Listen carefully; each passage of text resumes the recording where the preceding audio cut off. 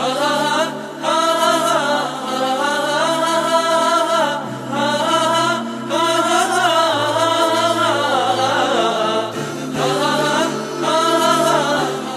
الله عنهم ورضوا عنه.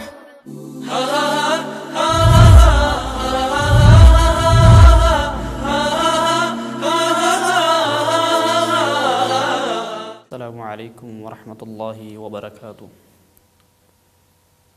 إن الحمد لله نحمده ونستعينه ونستغفره ونعوذ بالله من شرور أنفسنا ومن سيئات أعمالنا. من يهده الله فلا مضل له ومن يضلل فلا هادي له. وأشهد أن لا إله إلا الله وحده لا شريك له. وأشهد أن محمدًا عبده ورسوله. أما بعد فإن خير الحديث كتاب الله وخير الهدي هدي محمد صلى الله عليه وسلم وشر الأمور محدثاتها وكل محدثة بدعة وكل بدعة ضلالة وكل ضلالة في النار. قال الله عز وجل في محكم تنزيله: أعوذ بالله من الشيطان الرجيم. بسم الله الرحمن الرحيم. محمد رسول الله والذين معه أشداء على الكفار رحماء بينهم. سامعین کرام، سب سے پہلے تو ہم اللہ رب العزت کا شکریہ ادا کرتے ہیں کہ جس اللہ رب العزت نے ہم کو مسلمان بنایا، کیونکہ دنیا میں اسلام سے بڑھ کے کوئی چیز نہیں ہو سکتی، اور جب اللہ رب العزت نے ہم کو مسلمان بنا لیا تو مسلمان ہو جانے کے بعد ایک ایسی چیز سے ہم کو نوازا، ایک ایسی چیز عطا فرمائی کہ جس کی بنا پر دنیا میں کامیابیاں ملیں گی، دنیا میں کامرانیاں ملیں گی، دنیا میں انسان ترقی کی منزلوں کو طے کر سکتا ہے، اور آخرت میں تو جنت کا وارث بھی تو بنے گا۔ اور وہ نعمت ہے توحید کی نعمت، صحیح عقیدے کی نعمت ہے، اور یہ عقیدے کی نعمت یہ اللہ کا ایک فضل ہے کہ اللہ جس کو چاہے وہ عطا کر دیتا ہے۔ اور اس عقیدے کے بڑے بڑے باب ہیں، ان بابوں میں سے ایک اہم باب اور ایک اہم مسئلہ وہ صحابہ اکرام رضوان اللہ علیہم اجمعین کا مسئلہ ہے، ان سے محبت کا مسئلہ ہے، ان سے الفت کا مسئلہ ہے، ان سے پیار کا مسئلہ ہے، اور ان کے دشمنوں سے بغض کا مسئلہ ہے، ان سے نفرت کا مسئلہ ہے۔ آج اس موضوع پر جب ہم بات کریں گے تو سب سے پہلے یہ بات جانیے کہ اس موضوع میں 4 چیزیں بیان کی جائیں گی۔ پہلی جو چیز بیان کی جائے گی وہ یہ ہے کہ صحابی کس کو کہتے ہیں، یعنی صحابی جو لفظ ہے اس کا کس پر اطلاق کیا جائے گا، اور دوسری چیز ہے صحابہ کرام کے فضائل یعنی فضائل صحابہ، اور تیسری چیز یہ ہے کہ صحابہ سے بغض کا نتیجہ کیا نکلے گا، اور چوتھی چیز ہے کہ ہم صحابہ سے محبت کیوں کرتے ہیں اور ان کو دوسروں پر مقدم کیوں کرتے ہیں۔ تو سب سے پہلی بات، پہلا حصہ اس کی طرف ہم آتے ہیں کہ صحابی کس کو کہتے ہیں۔ تو صحابی کی جو تعریف کی جاتی ہے وہ یہ ہے کہ ہر وہ انسان، ہر وہ شخص کہ جس نے اللہ کے نبی صلی اللہ علیہ وسلم کو زندگی میں اسلام کی حالت میں دیکھا ہو، اور پھر جب وہ اللہ رب العزت نے اس پر موت لکھی، یعنی جب وفات پائی تو اس وقت بھی مومن تھا، یعنی حالت اسلام میں نبی کریم صلی اللہ علیہ وسلم کو ملا بھی، اور جب وفات پائی تو اسلام پر ایمان پر پائی۔ یہ تھی پہلی بات کہ صحابی اس کو کہتے ہیں۔ لہٰذا جو بھی انسان جس نے اللہ کے نبی صلی اللہ علیہ وسلم کو ملا اور حالت اسلام میں ملا تو وہ صحابی ہوگا اور اس پر حالت اسلام پر اس کی وفات ہو. مثلا ابو بکر رضی اللہ عنہ، عمر رضی اللہ عنہ، عثمان رضی اللہ عنہ، الی آخری، یہ سارے کے سارے اللہ کے نبی صلی اللہ علیہ وسلم کو حالت اسلام میں ملے اور الحمدللہ حالت اسلام پر ہی وفات ہوئی، شہادتیں ہوئیں. بلکہ یہ تو ہمارے خلفۂ راشدین ہیں، مزید ان کے بارے میں فضیلت آگے آئے گی. تو دوسری بات جس کی طرف اشارہ کرنا بہت ضروری ہے وہ ہے صحابہ کرام کے فضائل کیا ہیں. جب ہم قرآن کو اٹھاتے ہیں، احادیث نبویہ صحیحہ کا مطالعہ کرتے ہیں تو ہم یہ دیکھتے ہیں کہ اللہ رب العزت نے بھی بہت زیادہ اہمیت بیان کی ہے صحابہ کرام کے بارے میں، ان کے فضائل بیان کیے ہیں. اور دوسری طرف جب احادیث کی باری آتی ہے تو ہم دیکھتے ہیں کہ حدیث کی جتنی بھی کتابیں ہیں، مثلا صحیح بخاری ہو، صحیح مسلم ہو، ابو داؤد، نسائی، ترمذی، ابن ماجہ، اس کے علاوہ جتنی بھی احادیث کی کتابیں ہیں انہوں نے باقاعدہ باب باندھے ہیں صحابہ کرام کی فضیلت کے بارے میں. تو یہ اہتمام کرنا اس چیز پر دلالت کرتا ہے کہ صحابہ کرام کی فضیلت بہت زیادہ ہے. اور مختصر وقت میں کچھ دلیلیں پیش کروں گا کہ جس میں صحابہ کرام رضوان اللہ علیہم اجمعین کی فضیلت جن سے نکلتی ہے. سب سے پہلے تو اللہ رب العزت نے اپنی مقدس کتاب قرآن مجید فرقان حمید میں ارشاد فرمایا کہ محمد الرسول اللہ والذین معہ اشداء علی الکفار رحماء بینہم، کہ میرا جو نبی حضرت محمد صلی اللہ علیہ وسلم ہیں اور ان کے جو ساتھی صحابہ کرام ہیں ان کی علامت کیا ہے، ان کی پہچان کیا ہے کہ وہ آپس میں بہت ہی نرم ہیں، آپس میں بہت ہی نرم ہیں. لیکن جب کافروں کی باری آتی ہے، جب اسلام کے دشمنوں کی باری آتی ہے تو یہ بہت سخت ہو جایا کرتے ہیں. جس طرح شاعر کہتا ہے نا، ہو ہلکا یاراں تو بریشم کی طرح نرم، ہو ہلکا یاراں تو بریشم کی طرح نرم، رزم حق و باطل ہو تو فولاد ہے مومن. یعنی ہمارے صحابہ اکرام کا رویہ یہ تھا کہ جب مسلمان ہیں تو آپس میں نرم ہو جائیں گے، لیکن جب کافروں کی باری آئے گی، اسلام کے دشمنوں کی باری آئے گی تو ہم سیسا پھیلائی دیوار بن جائیں گے. اور یہی ایمان ہمارا تقاضا کرتا ہے. اگر اللہ رب العزت صحابہ کرام کی فضیلت میں صرف یہی آیت نازل کر دیتے تو کافی ہو جاتا، کیونکہ ہمارا یہ ایمان ہے کہ اللہ رب العزت کا جو قرآن ہے، جو نازل شدہ آیات ہیں، اس پر ہر ایک پر ایمان کامل لانا ضروری ہے. اگر ایک آیت بھی اللہ رب العزت نازل کر دیتے تو کافی ہو جاتی، لیکن اللہ رب العزت نے تو قرآن میں کئی صورتوں پر اس پر بحث کی ہے. اب ہم وقت کی مناسبت کی وجہ سے دوسری دلیل کی طرف چلتے ہیں.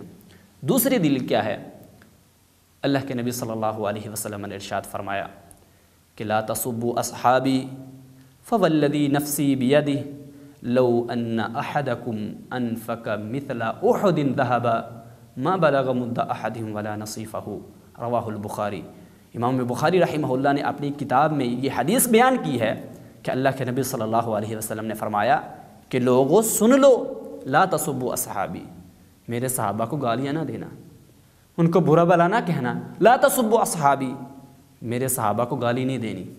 فوالذی نفسی بیدی، اس ذات کی قسم ہے کہ جس کے ہاتھ میں میری جان ہے، لو ان احدکم انفق مثل احد ذهبا، کہ اگر تم میں سے کوئی ایک بندہ احد پہاڑ جیسا بھی سونا خرچ کر دے تو ان کی تھوڑے سا جو خرچ کیا اس سے مل نہیں سکتا. مطلب یہ ہے کہ آج کا اگر کوئی انسان ایک احد پہاڑ، اور یہ بات معروف ہے کہ احد پہاڑ بہت بڑا ایک پہاڑ ہے مدینہ منورہ میں، فرمایا کہ اگر تم میں سے کوئی ایک انسان احد پہاڑ جتنا بھی سونا خرچ کر دے تو ان کی تھوڑی سی خرچ کی ہوئی چیز کو بھی نہیں پہنچ سکتا. اس الفاظ پر ذرا غور کیجئے.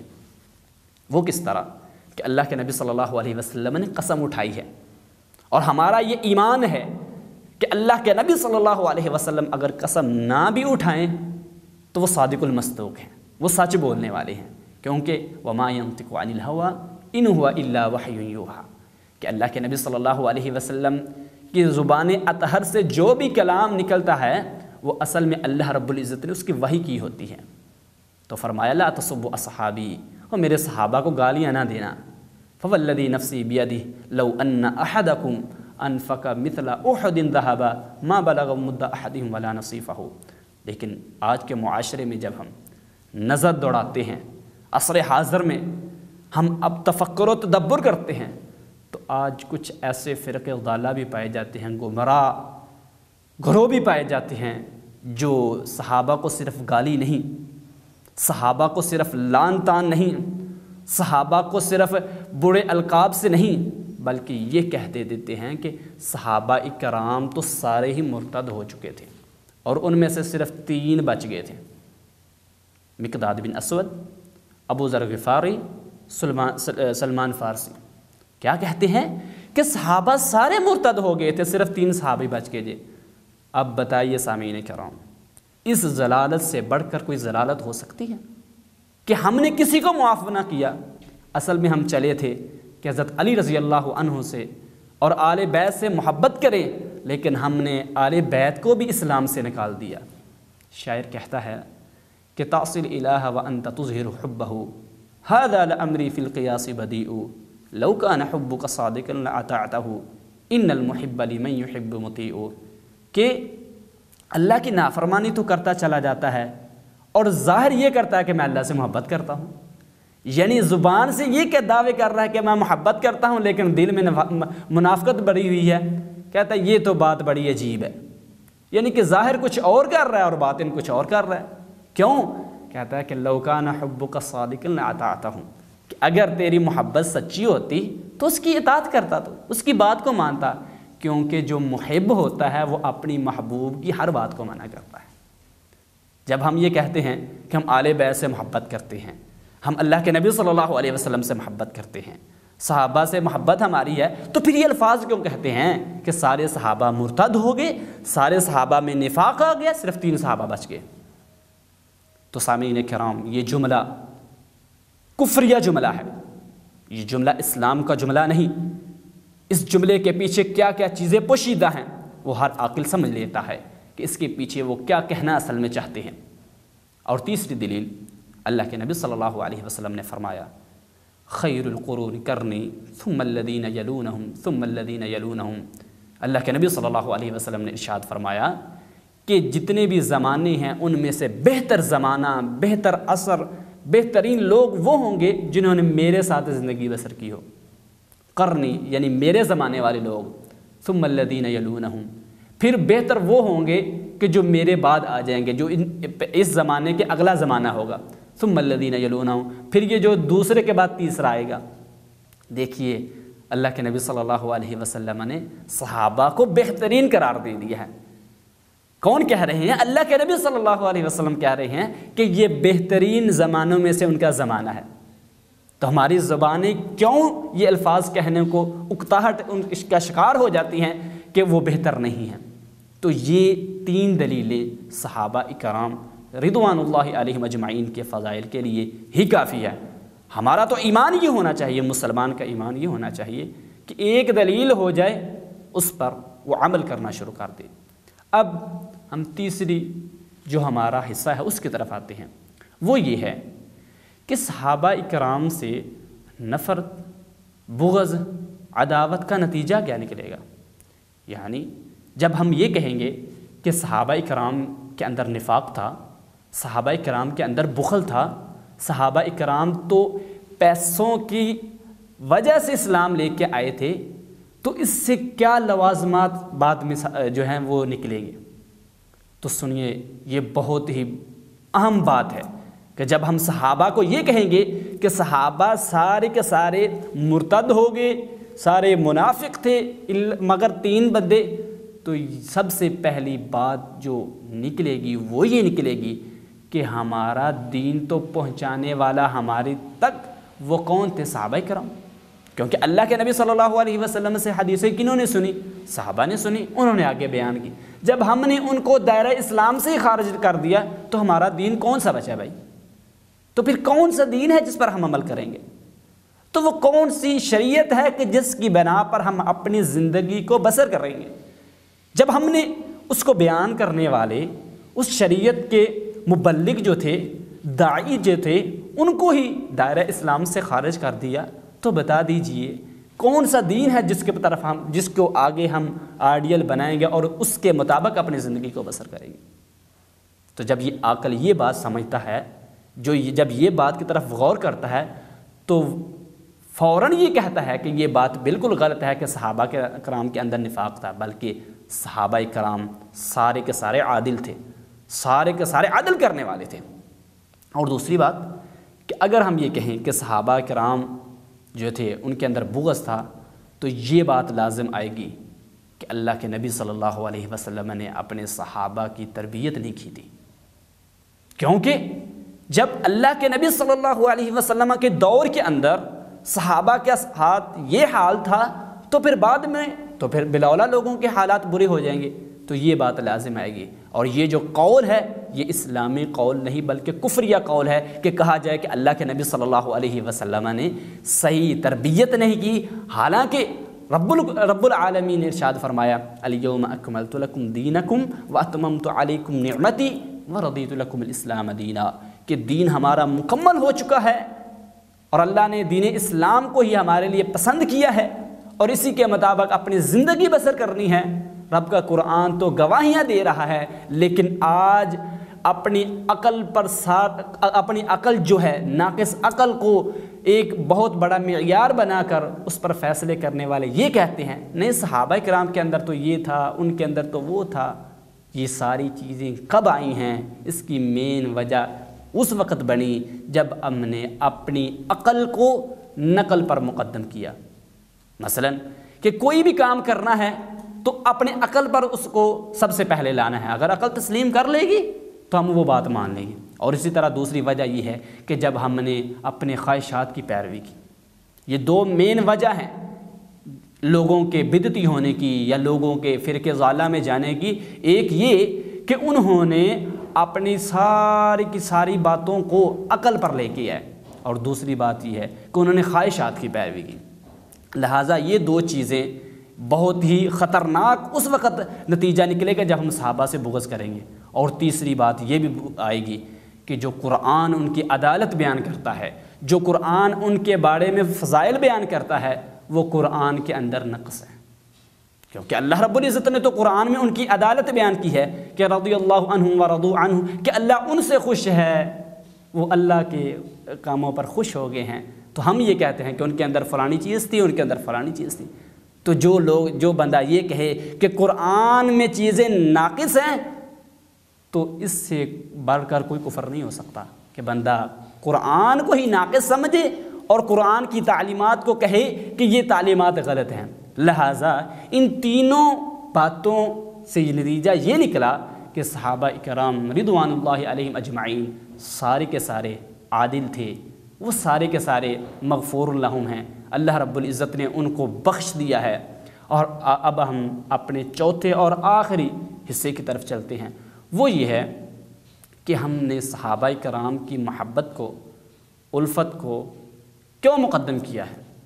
ہم کسی اور سے یعنی اللہ کے نبی صلی اللہ علیہ وسلم کے بعد ہم نے صحابہ کو ہی اپنا آئیڈیل کیوں بنایا ہے؟ اس کی وجہ کس لیے ہے؟ تو جب ہم قرآن کا مطالعہ کرتے ہیں تو قرآن یہ فرماتا ہے کہ والسابقون الاولون من المہاجرین والانصار والذین اتبعوہم باحسان رضی اللہ عنہم ورضوا عنہ، کہ اللہ رب العزت تو کہتے ہیں کہ جو مہاجر اور انصار تھے جنہوں نے اللہ کے نبی صلی اللہ علیہ وسلم کی پیروی کی تھی، ان کے کیا حال ہے کہ اللہ ان سے راضی ہے، وہ اللہ سے راضی ہو چکے ہیں۔ یہ بات ہے، یہ وہ وجہ ہے کہ اللہ جن سے خوش ہو چکا ہے، جن کو دنیا میں ہی یہ کہہ دیا گیا تھا کہ ابو بکر فی الجنہ، عمر فی الجنہ، عثمان فی الجنہ، کہ ابو بکر بھی جنت میں جائیں گے، عثمان بھی، علی بھی، سارے عشرہ مبشرہ، اس طرح کئی اور صحابہ کو دنیا میں یہ بشارت مل گئی کہ یہ جنت میں جائیں گے، تو ان سے بڑھ کر کون سا آئیڈیل ہو سکتا ہے بھائی؟ کہ اللہ رب العزت نے ان کو دنیا میں ہی جنتوں کی بشارت دے دی، اور ہماری دنیا میں آنے کا مقصد یہ ہے وَمَا خَلَقْتُ الْجِنَّ وَالْإِنسَ إِلَّا لِيَعْبُدُونَ، کہ ہم اللہ کی عبادت کریں۔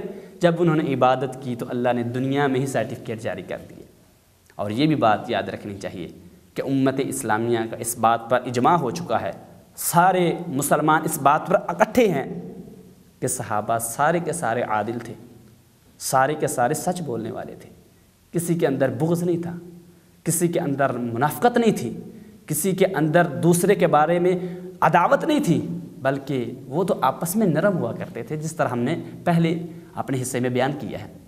تو ثابت یہ ہوا کہ صحابہ کرام کو مقدم کرنے کی ایک وجہ یہ ہے کہ رب العالمین نے قرآن میں اللہ رب العزت ان سے خوش ہو گئے ہیں، اور جب اللہ خوش ہو گئے ہیں تو ہم ان کو اپنا آئیڈیل کیوں نہ بنا لیں۔ اور دوسری بات کہ اللہ کے نبی صلی اللہ علیہ وسلم نے ارشاد فرمایا، ابو داؤد میں حدیث موجود ہے، فرمایا کہ علیکم بسنتی وسنت الخلفاء الراشدین المہدیین تمسکوا بها وعضوا علیہا بالنواجذ۔ فرمایا اے مسلمانوں، اے مومنوں، اس بات کو یاد کر لو کہ اگر کامیابی چاہتے ہو، کامرانی چاہتے ہو، تو میری سنت کو، میرے طریقے کو، میرے افعال کو لازم پکڑ لو، اور اسی طرح میرے افعال کے بعد سنت الخلفاء الراشدین المہدیین، اور خلفاء الراشدین کے طریقے کو بھی لازم پکڑ لو، تمسکوا بہا، مضبوطی سے پکڑنا ہے، وعضوا علیہا بالنواجذ۔ پھر یہ تاکید لے کے آئے، یہ ساری تاکید کس لیے اللہ رب العزت کے پیارے پیغمبر جناب محمد الرسول اللہ صلی اللہ علیہ وسلم لا رہے ہیں؟ صرف اس لیے کہ صحابہ کرام ہمارے لیے ایک آئیڈیل ہیں۔ اللہ کے نبی صلی اللہ علیہ وسلم کے بعد ہم کس کو اپنا نمونہ بنائیں گے؟ وہ صحابہ کرام ہیں۔ علیکم بسنتی وسنت الخلفاء الراشدین المہدیین۔ اور اسی طرح وہ جو معروف حدیث ہے افتراق الامم میں، کہ جس میں ہے کہ ہماری امت 73 فرقوں میں تقسیم ہو جائے گی، تو پوچھا گیا کہ اللہ کے نبی صلی اللہ علیہ وسلم پھر کس فرقے کے طریقے پر ہم چلیں؟ فرمایا ما انا علیہ و اصحابی، کہ اگر کامیابی چاہتے ہو، اگر اس گروہ میں شامل ہونا چاہتے ہو کہ جو جنت میں جائے گا اور اللہ رب العزت ان کو آگ سے محفوظ رکھیں گے، تو میرے طریقے اور صحابہ کے طریقے پر چل پڑو تو تم اس گروہ میں شامل ہو جاؤ گے۔ یہ ہے صحابہ سے محبت کی وجہ، یہ ہے صحابہ سے الفت کی وجہ، کہ اللہ رب العزت تو ہمیں کہہ رہے ہیں کہ اگر تم کامیابی چاہتے ہو تو ان کے طریقوں کو پکڑ لو۔ یعنی یہ ساری کی ساری باتیں کس لیے بیان کی جا رہی ہیں؟ یہ سارا موضوع کس لیے بیان کیا گیا؟ صرف اس لیے کہ دین اسلام میں صرف اور صرف کلمہ توحید کہہ لینے سے، رسول اللہ صلی اللہ علیہ وسلم کی رسالت کو اپنا لینے سے اور اللہ رب العزت سے محبت کر لینے سے انسان جنت میں داخل نہیں ہوگا، بلکہ اللہ اور اس کے رسول کی محبت کا تقاضا یہ ہے کہ اس کے صحابہ کرام سے بھی محبت کی جائے، اور یہ لازم و ملزوم ہے۔ اور اسی طرح حدیث وہ جو اللہ کے نبی صلی اللہ علیہ وسلم نے فرمایا کہ آیت الایمان حب الانصار، کہ ایمان کی نشانی یہ ہے کہ لوگ انصار سے محبت کیا کریں جو مدینہ میں رہنے والے تھے، اور وآیت النفاق بغض الانصار، کہ جو بندہ انصار سے بغض رکھے گا تو یہ منافقت کی علامت ہے۔ دیکھیے واضح الفاظ میں اللہ کے نبی صلی اللہ علیہ وسلم نے بتا دیا کہ جو چاہتا ہے کہ میں ایمان والوں کے ساتھ چلا جاؤں، ایمان کے زمرے میں آ جاؤں، تو وہ صحابہ کرام سے کیا کرے؟ محبت کرنی شروع کر دے۔ اور جو یہ چاہتا ہے کہ میں منافقت کروں، میں مسلمانوں کے طریقے سے ہٹ جاؤں، تو وہ صحابہ کرام سے بغض کرنا شروع کر دے۔ یہ ساری دلیلیں بیان کرنے کا مقصد بالکل واضح ہو چکا ہے کہ ہم اللہ کے نبی صلی اللہ علیہ وسلم پر نازل ہونے والا قرآن پر بھی ایمان رکھنا ضروری ہے، اللہ کے نبی صلی اللہ علیہ وسلم کی احادیث پر ایمان رکھنا بھی ضروری ہے، اور اسی طرح صحابہ اکرام کی طریقے کو بھی پکڑنا بہت ہی ضروری ہے۔ اگر دنیا و آخرت میں کامیابی چاہتے ہو، دنیا میں عزت چاہتے ہو، ترقیاں چاہتے ہو، تو صحابہ اکرام کی سیرت کو پکڑ لو، اسی سے کامیابیاں ملیں گی، اسی سے کامرانیاں ملیں گی۔ وما علیہ الا البلاغ المبین۔